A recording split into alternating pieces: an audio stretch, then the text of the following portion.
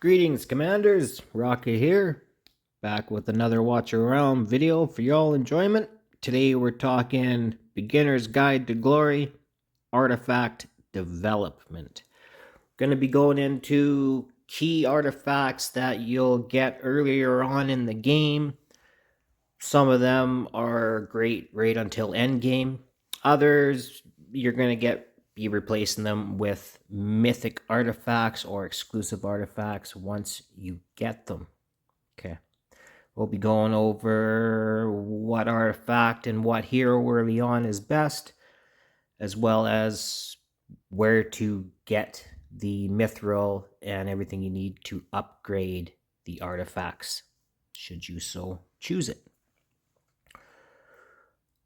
We'll start by going into Artifact Material Raid. This is where you're going to be getting all of your mithril as well as the meteorites. The meteorites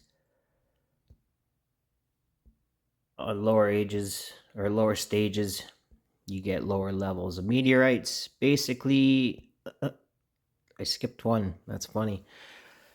Basically, you're going to need them to do your forging of artifacts, and then it's RNG from there whether or not you get them. At the earlier stages, these ones here, they're only good for epic artifacts. So up till stage 6, you'll start to get some of these, and it's just a chance for a legendary artifact. So that's definitely a milestone you want to make as fast as possible, stage 6.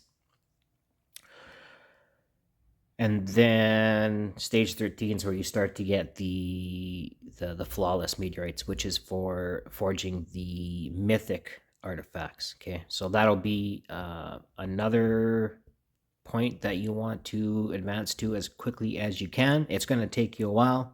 You'll have to get heroes and whatnot and gear, but every time that you say you make stage 6, you're going to get the artifacts. It'll be better.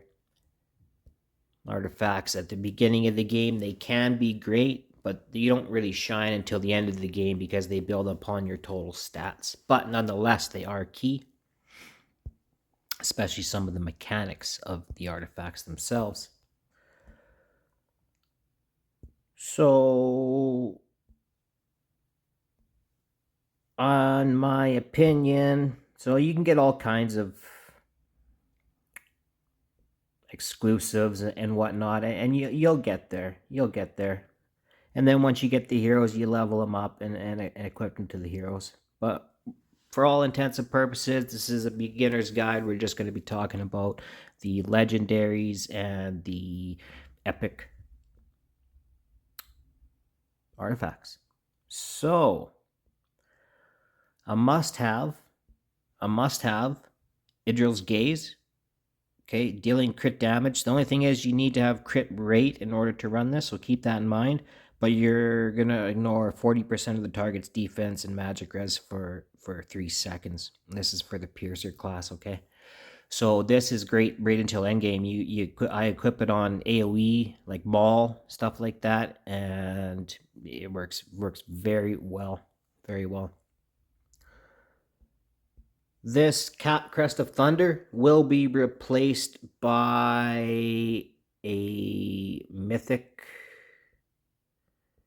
artifact. There's a few. There's these for the mages.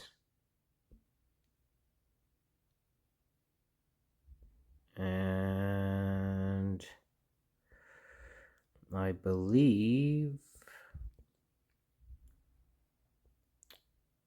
Oh yeah, Iasin, of course. Iasin is going to be replaced by Iasin later on in the game.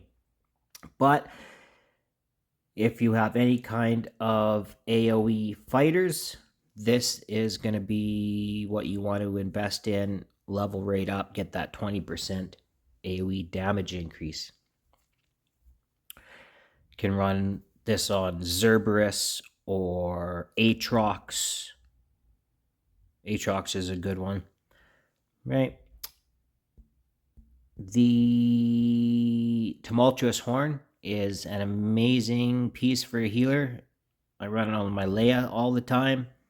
you get that, or you can run it on holo alt. Like she gets her alt right away, everybody alts, then they get their alt back right away. And sometimes you need it for the synergy that you need to get for these boss fights. Whereas if you had holos rage regen boosting up, it's just not going to work out. So insta alt for healers, great piece. It's a must to level up.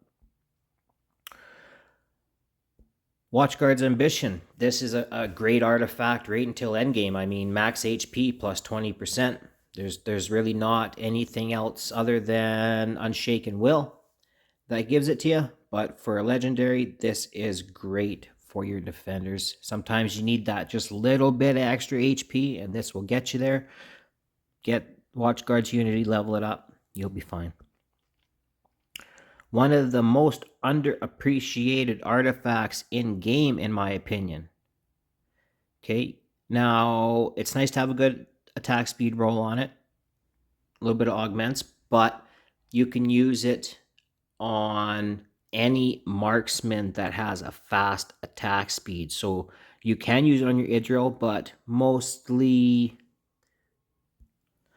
Hatsit, Sargak, until you get Cetrum's Oblivion Pendant.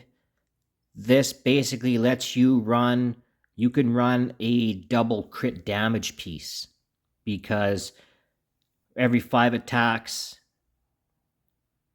your attack stacks up. So if you can land 10 attacks in 5 seconds, with which those 3 heroes you can, and maybe some others in the game, you're going to stack that up 2 times and get a 40% attack bonus. That's like a whole nother... You do need the attack speed, but it's like a whole nother piece of gear. So very underrated, very powerful, broken artifact if you can get the stats on the right heroes to run it. Okay. A cool one, Lucky Legacy. If you're using cost regen, which you do quite a bit, sometimes it's hard to beat stages, and you just need a little more cost regen. You can use that, but what else? I guess that's probably... Oh yeah, the Keen Wisdom. Of course, the Keen Wisdom for your Dolores. Right off the bat, this is going to be a must. Okay. And yeah, just level it right up. It's...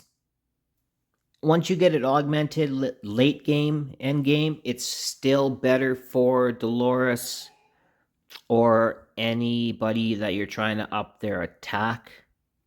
But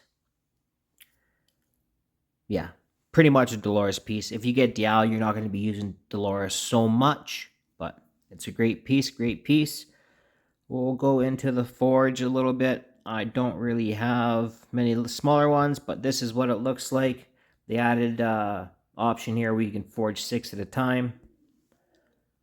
So, see, even though it was a mythic, we only got 1 mythic piece. So don't worry if you're not pulling a bunch of mythics right away. You don't really start to get the good stuff until here. But you can see even there we get a couple Legos.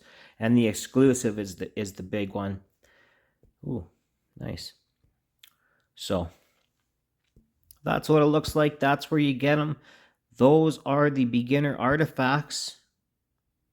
I mean, there's so many exclusives, but we're not going to go into those right now. Just go into the beginning artifacts and where I think you should develop. All right, that's it. That's all. If you stayed till the end, I appreciate your time.